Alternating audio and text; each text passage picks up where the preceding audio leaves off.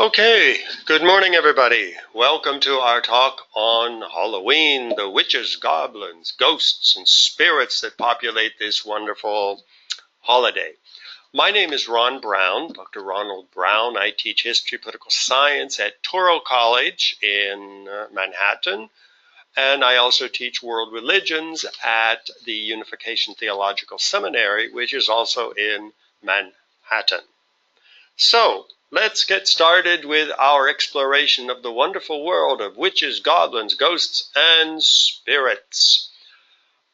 Now, the outline we will follow today will be the origins of Halloween, followed by the American adaptation of Halloween, contacting the spirits. And after 3, we will open it up for a couple minutes of questions. So as I go along, if you have a question, write them down and give them to the person who's in charge of your program there, and I will do my best to answer them.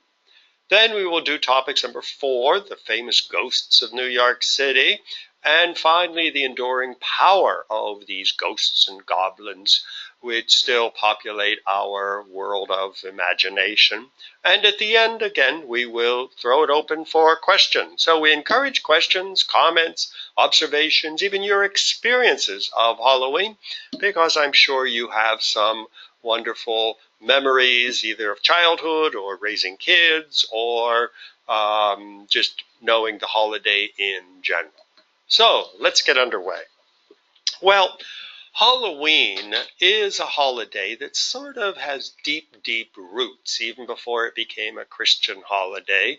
In the ancient world, the universe was populated by all kinds of spirits. Here on the left, we see the nature spirits of the ancient Babylonians.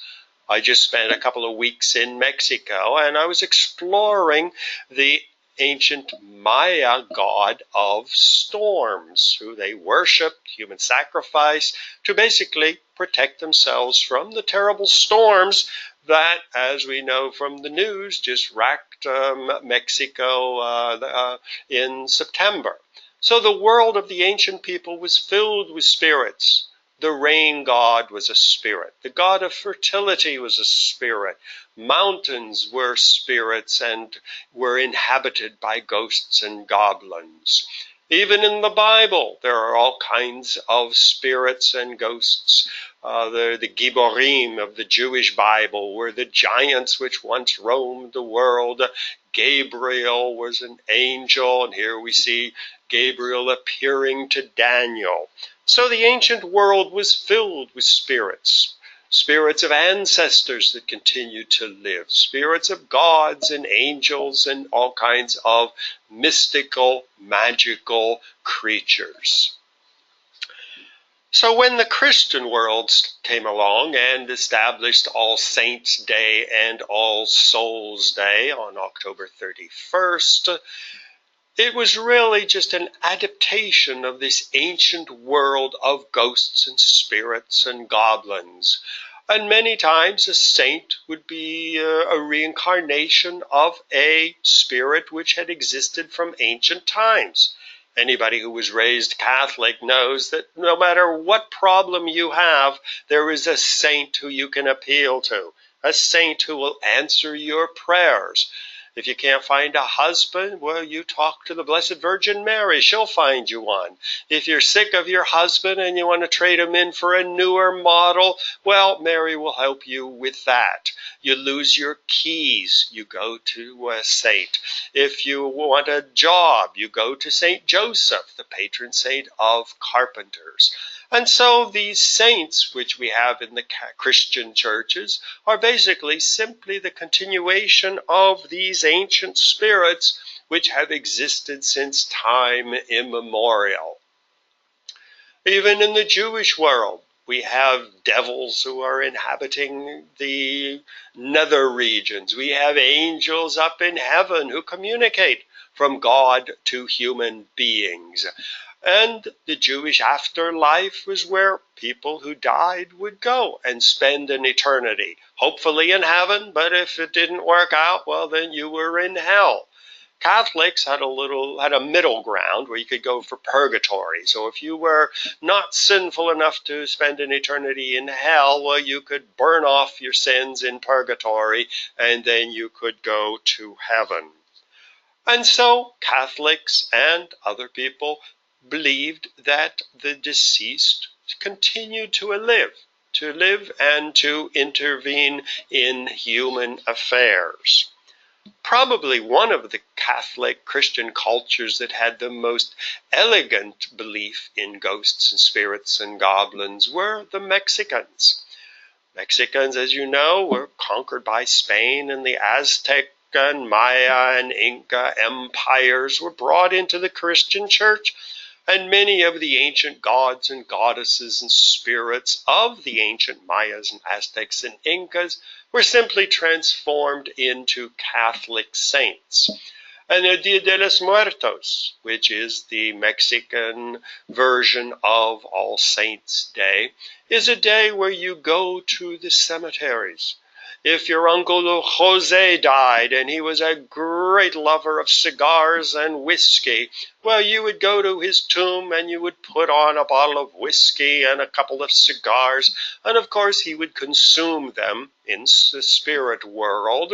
And then when he got done with them, then the people who were partying all night, playing music, dancing, having fun in the cemetery, would consume the cigars and the spirits and the food, the spirit of the food. So this was a time when the spirits of ancestors would come back and would visit. And many people believe that in the cemeteries they actually saw their ancestors. They communicated with them. Well, of course, Americans adopted this wonderful holiday in their own way. It was called All Hallows Eve, the day when the spirits return, which is why children, and children of all ages, dress up as ghosts and goblins and all of these creatures. And in fact, it's a living holiday in the sense that every Halloween, if you watch the kids walking around, they are dressed up like the latest Hollywood spirit or ghost movie. They are adapting it to every new age. The whole pumpkin, we tend to forget that the pumpkin was first domesticated by the American Indians, and it was the Americans who gradually took the pumpkin and gourds and squash and started using them for ornaments, where we see a pumpkin head decorated in the shape of a face, which is really the vehicle for inviting a spirit. A spirit is attracted by the light and goes into the jack-o'-lantern or the pumpkin and communicates with us. And so the Americans were great at adapting this holiday. Now, even the Mexican culture has really enriched the American holiday.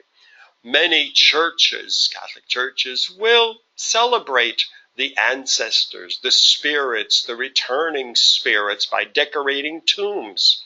And in fact, El Dia de los Muertos has really enriched the American holiday of Halloween by introducing, for example, decorations of tombs in the cemetery, the candied heads, which everybody in Mexico buys and sells and eats. Many Catholic churches will have altars where they commemorate the spirits, and even hang skeletons and have decorations in the various churches where they remember the recently deceased, the ancestors. Now, this is universal. We tend to forget that the Confucianists in China and the Buddhists have their famous temple or cemetery sweeping ceremonies where everybody goes back to their hometown and they decorate and clean up the cemetery and the tombs of their ancestors because they believe that the souls return. Now, There are many ways throughout the year that people can contact the ghosts and the goblins and the spirits of that inhabit the universe. One of the most common ways of contacting spirits is through visions. And here we see the people of the Christian Bible, the Jewish Bible, even in Buddhism and Hinduism, where spirits return, where they communicate to the living. One of the most famous dreams of the Jewish Bible was King Nebuchadnezzar's dream, which was interpreted by Daniel, where in the dream a giant appeared, and his head was made of gold, his chest and arms of silver, his bronze and thighs of bronze, his legs were made of iron, his feet were made of clay, which is still an expression we use today, to have feet of clay. And the rock at his base represented the kingdom. And this was interpreted by Daniel. It was a way where God would communicate to human beings. Now, New York has a very rich tradition of communicating with the spirits. For example, the New York City Wiccan Family Temple. Wicca is witchcraft. And it advertises itself. You can see the web address at the bottom, the Wicca Family Temple, where all pagans of all ages, races, traditions, etc. can meet and gather together to celebrate the goddess and the god. And here, when you go to one of the Wicca celebrations, people are channeling, people are communicating not only with the deceased, not only with gods and goddesses of the universe, but with the spirits of ancestors, the spirits of the mountains, the spirits of the rivers. Very often Wiccans will have their winter or summer solstice celebrations on the beach, where they communicate with the forces of nature, which they believe are very much alive, very much influencing the affairs, the daily affairs of people like you and I. They have the Wicca handbook showing the various symbols of the moon, the stars, and the sun. And they have dancing, communing with the forces of nature, where they believe that the spirits return. The spirits influence the daily lives of people. And in New York, we also have the New York City Pagan Council, where you see the symbol on the left is the symbol of all religions, because they believe that Judaism, Christianity, Buddhism, Hinduism are all, in a way, attempts to influence the forces of nature.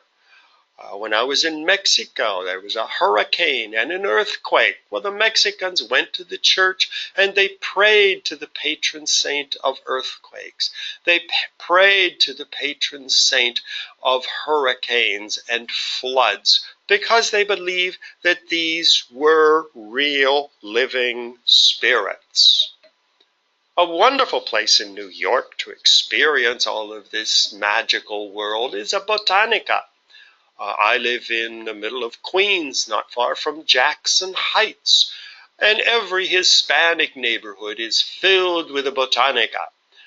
Here on the right, you see the Botanica San Miguel Ananes Inn. You can see it has the 718 telephone number with a psychic upstairs, where you can have the woman who will contact the spirits which are guiding your destiny. On the left, we see Chango na Macho, the spirit that guards good luck, where you light the candle, you say a prayer, and the spirit that guides you will bring you good luck. In the middle, you see the great 7 powers of Africa, which was brought over by the slaves, merged with Catholicism and various other forms of Christianity, and created this whole world of spirits.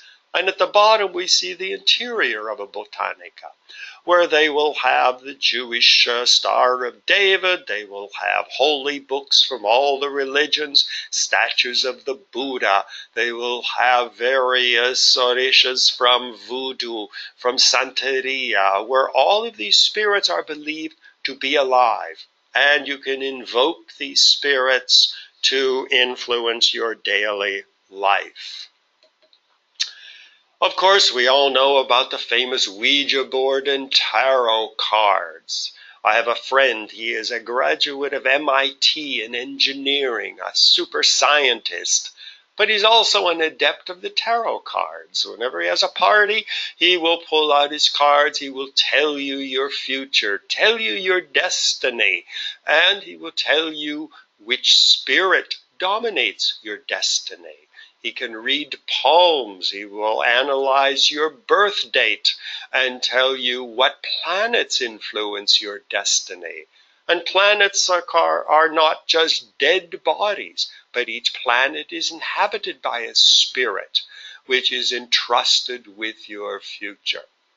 My sister and I used to play the Ouija board, and we would ask it all kinds of questions until our Catholic priest down the street on Sunday got up one Sunday and said that the Ouija board was an instrument of Satan.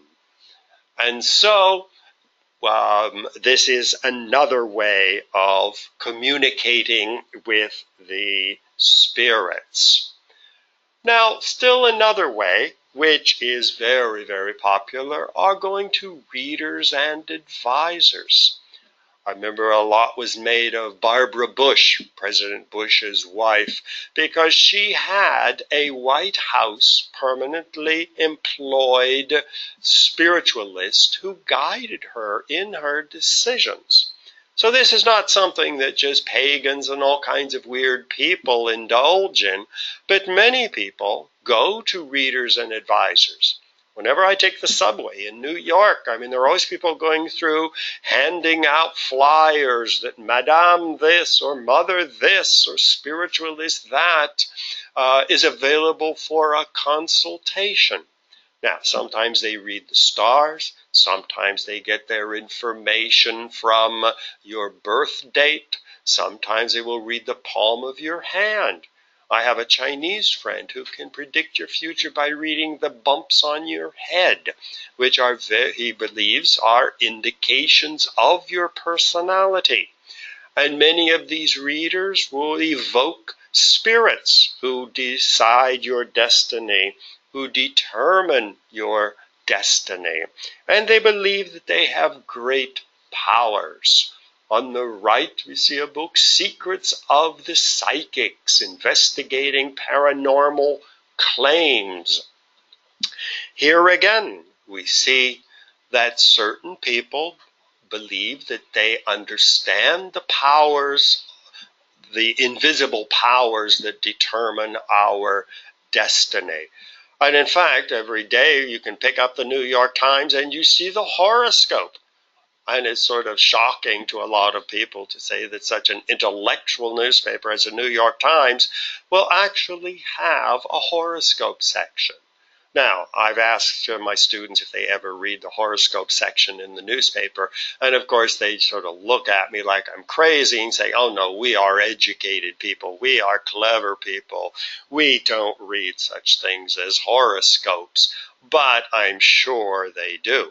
Recently, I took my students on a walking tour of Jackson Heights, which a lot of you may know is now the central area is a Hispanic neighborhood. Well, it was just before our midterm exam, and I had a Hispanic student, and I asked her, I says, now, you're an educated woman, do you believe in all of these magic candles and potions and spirits? And she said, oh, of course not. She said, I'm a very, very educated, modern woman.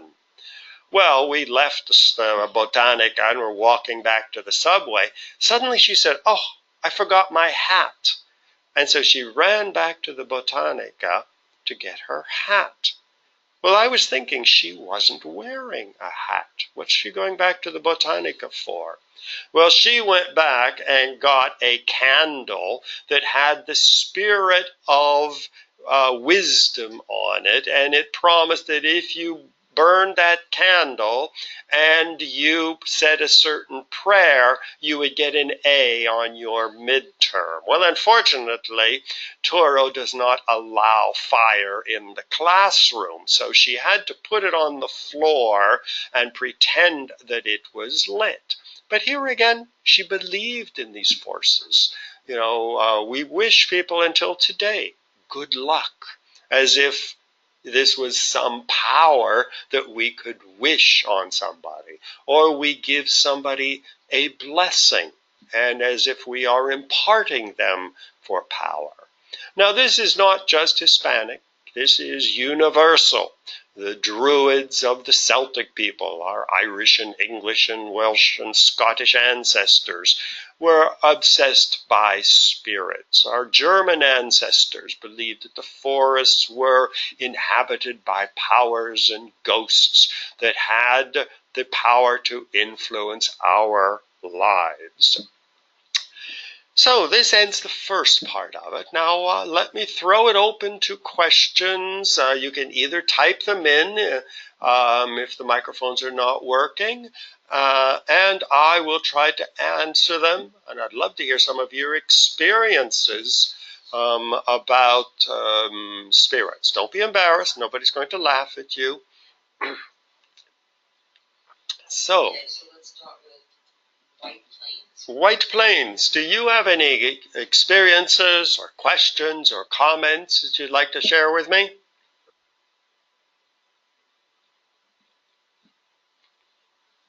White Plains? No.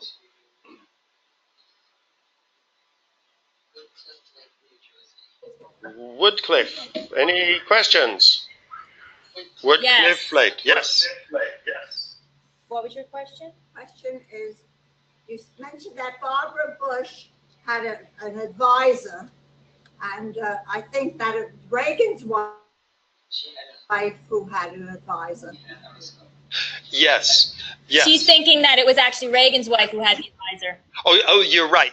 It was Ronald Reagan's wife who the horoscope and that.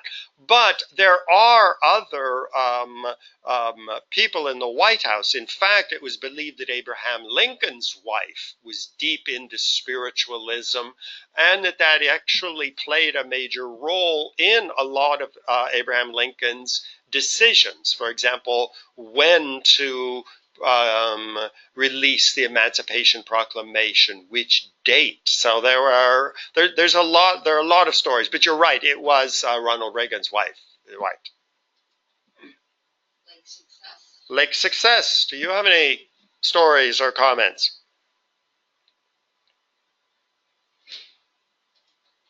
Some people don't have microphones. Right. If you don't have microphones, just type in your question and we will pick it up. Massapequa, do you have any questions for me? What are the results of believing in spirits? Well, that is the million-dollar question. Most people who I've talked to say that it is consoling and it reaffirms a lot of their beliefs. For example, if a woman, for example, can't conceive and would get one of these magical candles, it focuses her attention on her problem. It gives her the feeling that she has some power over these forces. Or a power of a storm. When I was in Palenque in Mexico last week, there was a horrendous rainstorm.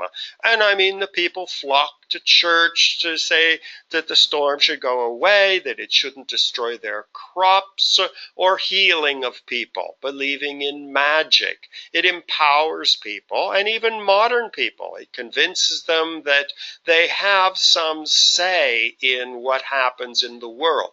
They are not powerless victims of nature, but they can influence it. question from East Northport.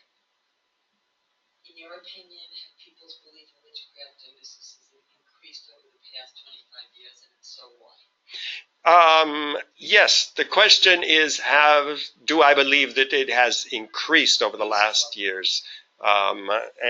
This is a question coming from East Northport. Yes. I would say yes, I believe it has.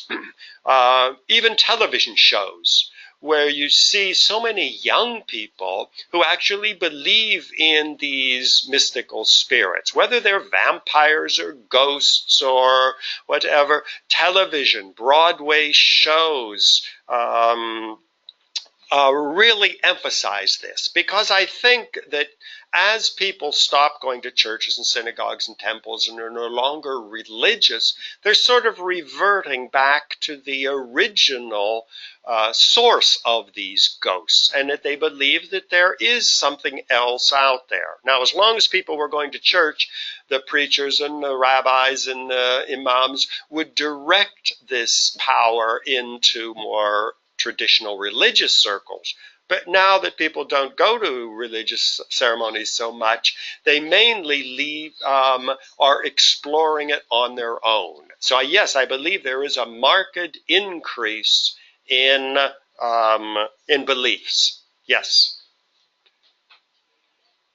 Okay, a resident wanted to share that her mother growing up was very superstitious and wanted her to wear a red ribbon on her underwear to ward off evil spirits. After being embarrassed in gym class and not wanting the other students to see it, she eventually rebelled against it and refused to wear it. And that That comment is coming from East Meadow. Well, you know, this whole thing of a red ribbon, I mean, every religion has it. I mean, I have a lot of Orthodox students. I mean, the whole idea of wearing special clothing, whether it's a yarmulke, whether it's strings on your t-shirt, whether it's a woman wearing a wig or a hat, or a Catholic wearing medals and scapulars, or a Muslim having an evil symbol of the eye, or a Quranic inscription. These are all physical protections against the evil eye, against unluck. I have a friend who wears a horseshoe, a small horse, not a big one, a small horseshoe on a pin around his neck. And so this is very common, and you find it in all religions. Chinese Buddhists will wear jade instruments because they decorations because they believe that jade is a protective element. People who wear copper bracelets, they believe that copper is protective. So this is a very universal thing, very common in what we would consider, what many people today consider superstitious, but still it is a way of controlling forces which we no longer are able to control.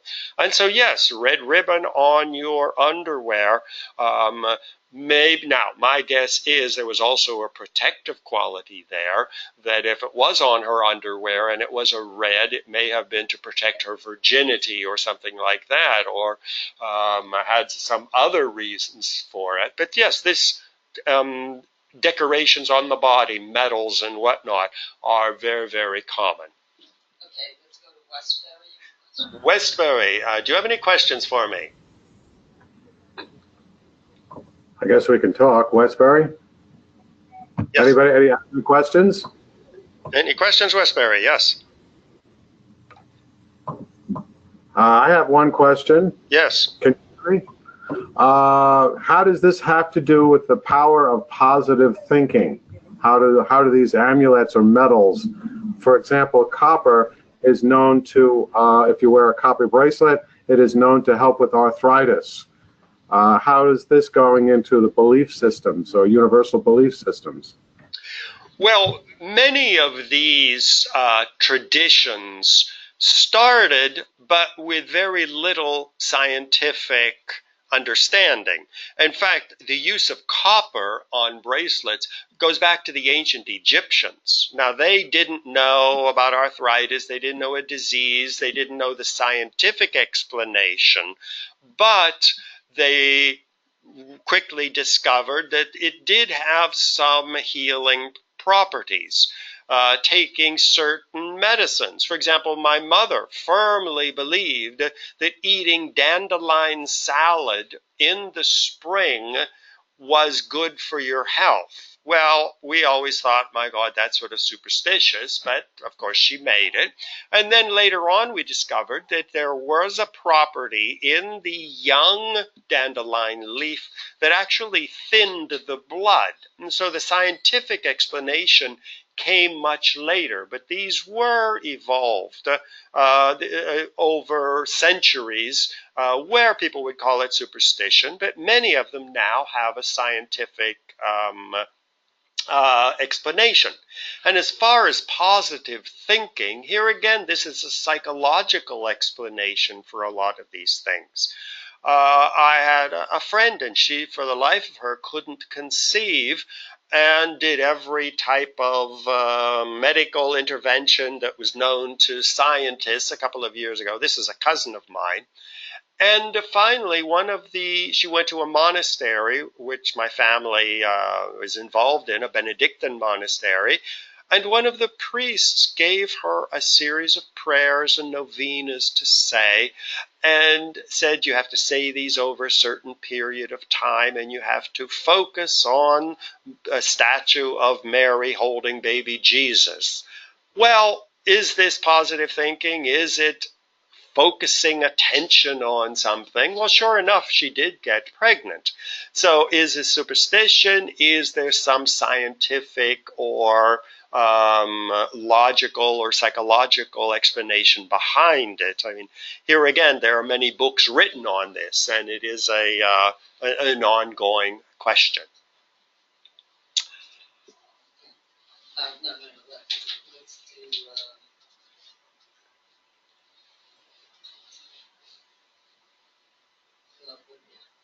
North Woodmere, do you have any questions for me?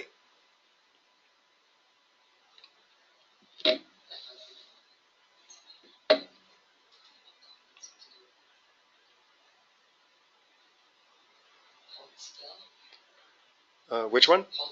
Holtzville. I'm here. Do you have any questions for me? Right.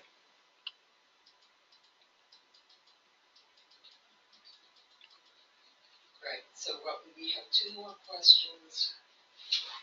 Okay. We have two more questions, which are just sent in. East Meadow sent in the question, is there any truth behind the Ouija board? Well, my sister and I were convinced that there was a truth. We were communicating with ancestors and everything, and we firmly believed.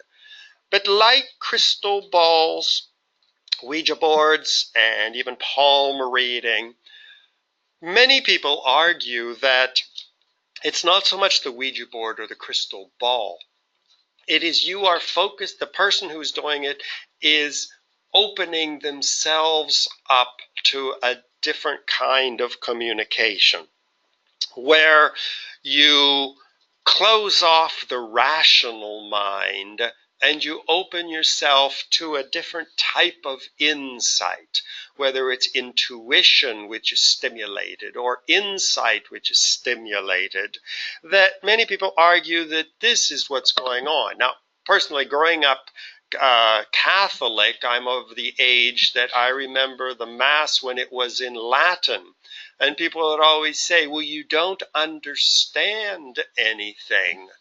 And the explanation I always gave was, well, yes, there is a communication. There is something happening there which doesn't go through the rational mind. It goes through another instrument of the body, another organ of the body, which goes into intuition, which goes into feelings, or some deeper type of understanding. Okay, and we have one more question. This is coming from Sayville. Do you know who the whole healing saint is? His aunt recovered when a statue of the saint moved by itself. Now, which saint is actually the healing saint? I am not sure. I couldn't tell you. But there are, as you know, each saint has a certain particular power. So I think if you go on Google and find out the Catholic Encyclopedia, there would be the Catholic Saint of Healing. Now, many people believe that the saint communicates. There's a very famous woman in Bayside, Queens, Veronica Lucan, who communicated with the saints and had, she claimed, great powers of healing, of insight, foretelling the future, and whatnot. But here again, you can imagine a person is very ill. They have a statue. They believe that this is a healing statue. They concentrate their prayers, their attention on this statue. And in many cases, it does have positive results. Now, this is a word many people would use superstitions or magic or whatnot. But I firmly believe that there is something serious going on here, and it deserves to be studied. It deserves to be taken seriously, because it is part of human nature. It is part of human civilizations, which very much are preoccupied by this. And we have another question. Okay, we have a few questions, but we will save them for the end. So these are excellent questions. So I will go through the second half, and once again, write down your questions and send them in, because this is I really appreciate your insights and your experiences. This is great. Now, the fourth part, which we are going to do, is specifically New York City. We tend to forget that New York City is filled with ghosts. I mean, you can barely walk down the street of New York City without encountering some wonderful ghost. Now, one of the most interesting and popular ghosts, famous ghosts we can say, of New York City, is the ghost of Peter Stuyvesant. Here on the left, we see the church which Peter Stuyvesant built, the St. Mark's in the Bowery. Bowery simply means a farmhouse. And in the middle, we see the stained glass window with good old Peter Stuyvesant, the most famous and popular and beloved governor of New York. On the right, we see his tombstone. He was buried in the crypt underneath the church. Now, he was a good Dutchman, and when he was overthrown and removed from office by the English in 1664, he went back to Holland, but then insisted on returning to New Amsterdam, his beloved city. And when he died, he was buried in the crypt underneath the church, and every male Stuyvesant until today has the right to be buried underneath the church along with their ancestor. Now, it is believed that Peter Stuyvesant, his ghost emerges from his crypt, and he walks around his church, and he walks the streets of New York every December 24th.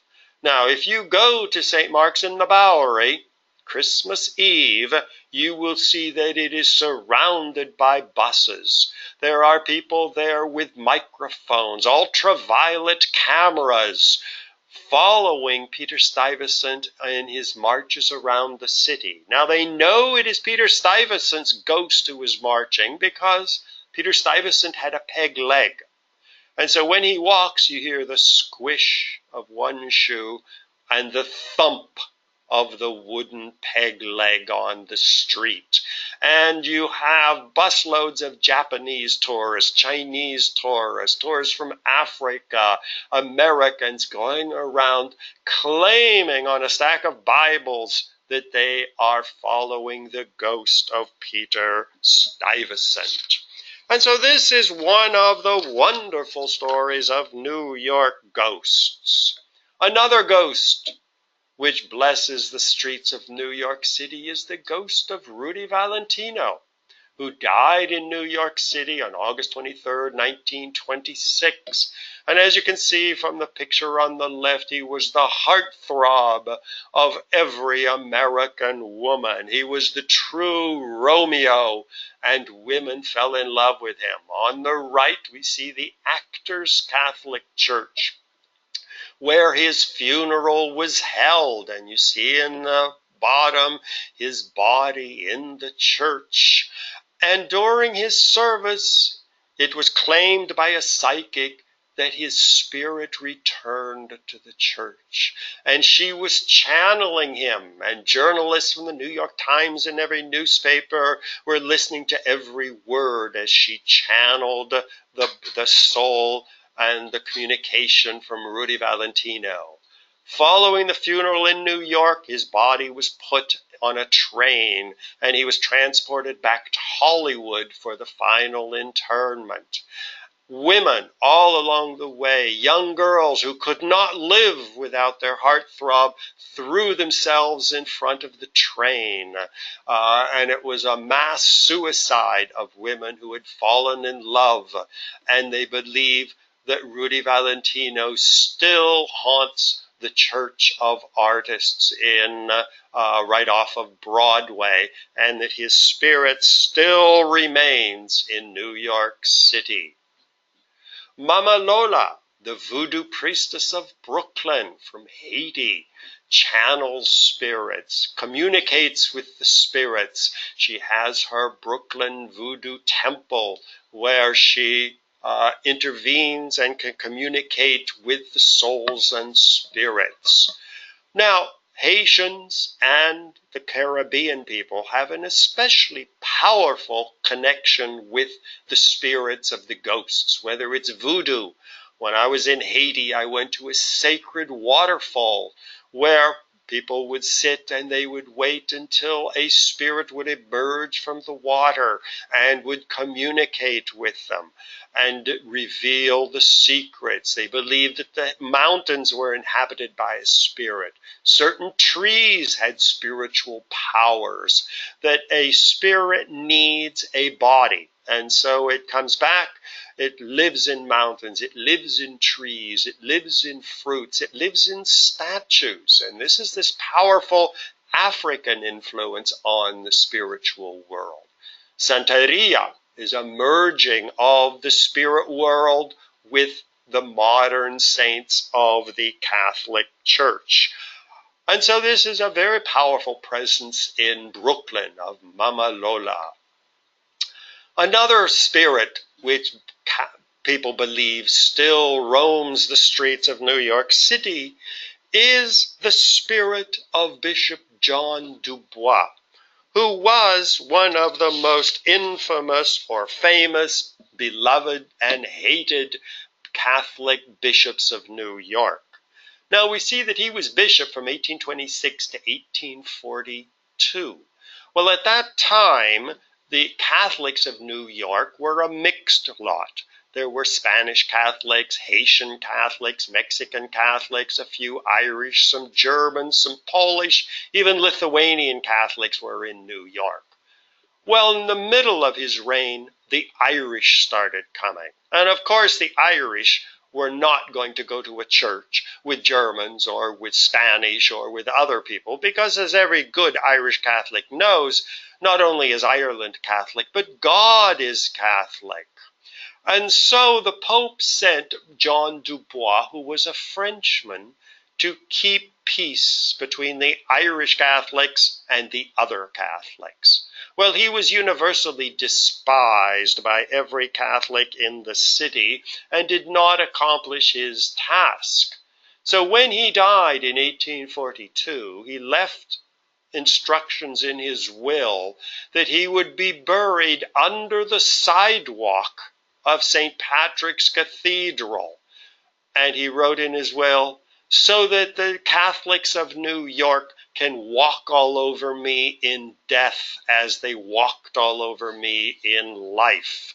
And here is his tombstone at the entrance to Old St. Patrick's, which is in Little Italy and Chinatown today, although his body was later taken out of his tomb and it was buried in New St. Patrick's. But it is said that in St. Patrick's, both old and new, that many people have seen the ghost of John Dubois walking around, not so much walking, but stalking around, because of his anger at New York Catholics for not giving him the respect they thought he should have. Another person who was very important in New York City is Parley P. Pratt, whose ghost still roams the streets. He was sent by Joseph Smith, the founder of the Mormon Church, to convert the heathens of New York City. Well, New York City wanted nothing to do with him. They did not join this new Mormon church. And in fact, New York City rounded up all the Mormons, put them on a ship, and shoved them out into the ocean. Well, they sailed away to California and then found refuge in Salt Lake City. But Parley P. Pratt, before he fled the city, published a voice of warning where he placed a curse on New York City, and that one day the city would be destroyed, and that he would be there to see it. So many Mormons claim that they still see the spirit of Parley P. Pratt haunting Mormon churches. Another soul which is waiting to return is Rebbe Menachem Schneerson, the New York leader of the Lubavitcher group of Orthodox Jews. He died in June 12, 1994, and as you can see on the picture of the right, his tomb is always permanently, 24 hours a day, surrounded by his followers who expect an imminent return of his spirit because they believe that he is the Jewish Messiah and that he is not dead but he is sleeping, and one day his soul will emerge from his tomb in Brooklyn and he will proclaim himself the Messiah. Now, one of the most interesting shops for exploring in New York is Magical Child at 34 West 19th Street, founded by Herman Slater. And it is a fascinating collection of books and artifacts about the current state of magic and mysticism in New York City. A wonderful store to visit just to explore this wonderful world of ghosts. The people who hang out there are very convinced that the ghosts of New York City are alive and well. Now, finally, someone was asking about, one of the questions was whether this whole world of ghosts and magic and spirits is increasing.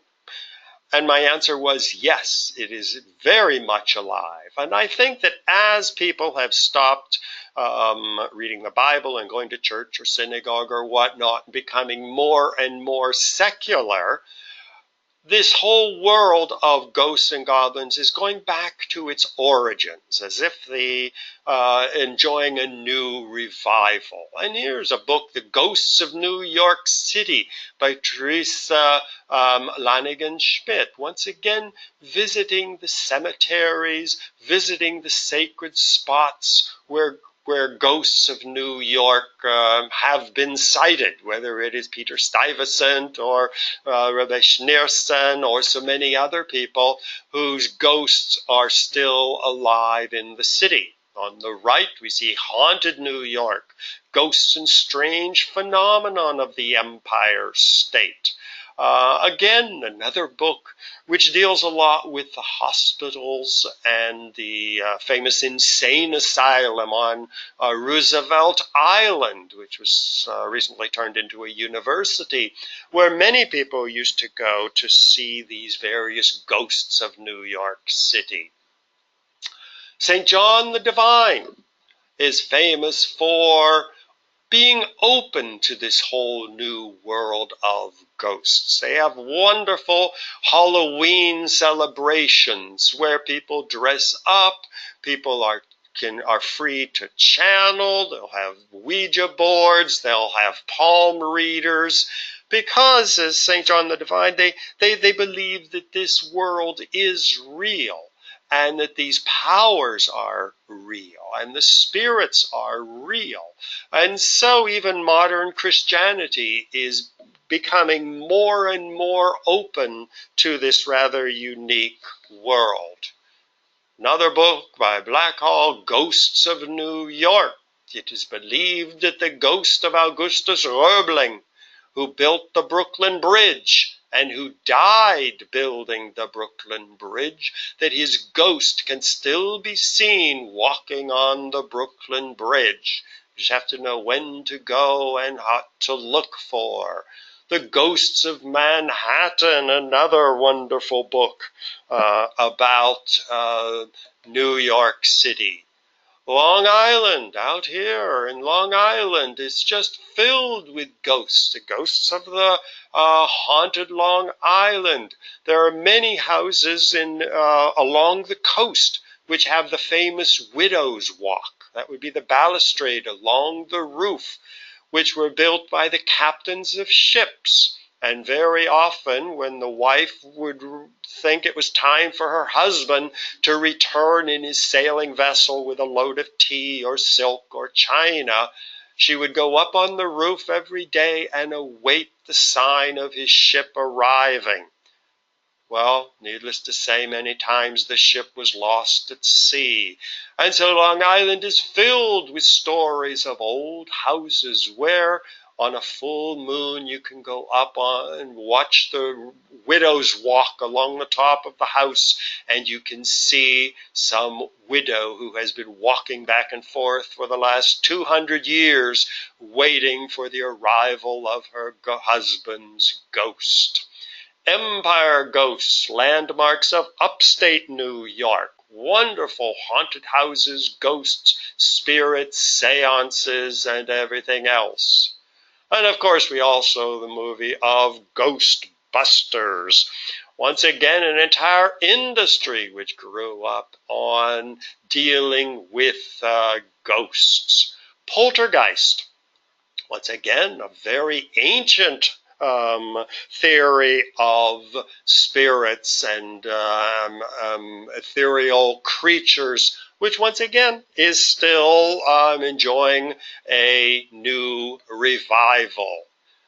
A Virgin Among the Living Dead, vampires and zombies, a battle between the living dead and the undead has begun. Once again, very, very popular movies. Now, for those of you who live out here on Long Island, of course, you all know the Amityville Horror with all of the stories of ghosts and goblins. And here we see the very house on Amityville where the legend was inspired. And it says, of course, it's based on a true story, which is definite proof that there is still a lot of belief in such entities and such experiences. Okay, so once again, we are up to questions and hopefully answers. In fact, I have one question here from East Northport. Very good question. What's the connection between this type of belief system and functional anthropology? Well, anthropology is, as the name states it is the study of anthropos, which is the study of humanity, the study of human beings in all of their complexity. In fact, when I was in Mexico last week, there were a bunch of anthropologists there trying to reconstruct the belief system and the rituals of the Mayas at the archaeological site of Palenque, where I was visiting and doing research. And anthropologists tend to be very, very open to any aspect of the human experience. They explore and research religion, beliefs, rituals, and they're open to studying magic, what we would call superstition, the power of metals, because the human psyche is not only rational, but there is also a spiritual element, a mystical element, a magical element. And so anthropologists tend to be the most open people to studying this. Now, they study it from a scientific viewpoint. They will say, all right, is miraculous healing a reality? And they will bring in doctors and therapists and social workers, as well as scientists and priests and religious leaders, to analyze the human condition. So an anthropologist, any book on anthropology of the Mayas or any other people, will have an entire chapter devoted to rituals and ceremonies, and they take them very, very seriously. Thank you. Very good question. Okay, here we have a long question coming from Sayville. How do you explain near-death experiences and other explained things that scientists scratch their heads over? Well, I am convinced that the near-death experience is a powerful experience. Now, here again, someone has a near-death experience. Very often they describe a tunnel, a long, narrow tunnel. Very often they describe a light at the end of the tunnel. And this tends to be common for people who have had near-death experiences. Now, that's the more scientific approach. You interview somebody, what did you see? What did you experience? Then comes the second aspect, and that is, how do you interpret it? What is the tunnel?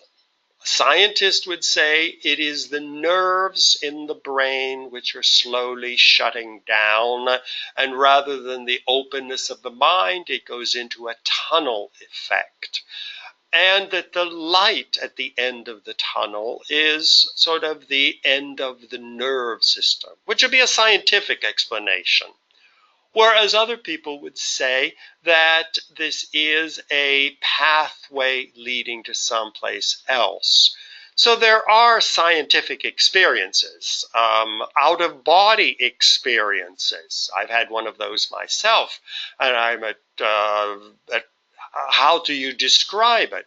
But once again, the out-of-body experience, where you have the sensation that you are floating above your own body, you are observing the room from the ceiling where you are floating, where you have a feeling that there is some type of a physical connection between your soul or whatever it is floating above and the body that you see on the bed below you. So these are very common experiences. These are not rare, but the question is, how do you explain them? Scientists have tried to explain them. Psychologists, therapists, religious leaders are all trying to explain them. So I'm convinced there is a lot more to the human condition than that we understand, and we're constantly learning and exploring more and more of this all the time. Well, I was just informed that we have reached our time limit, so unfortunately we won't have time for any more questions, but I encourage you to read, to get information, watch films on this fascinating topic, and it was a real pleasure talking to you today, and especially your questions and comments, which were a real learning experience for me. So thank you very much, and I will see you next time. Bye-bye.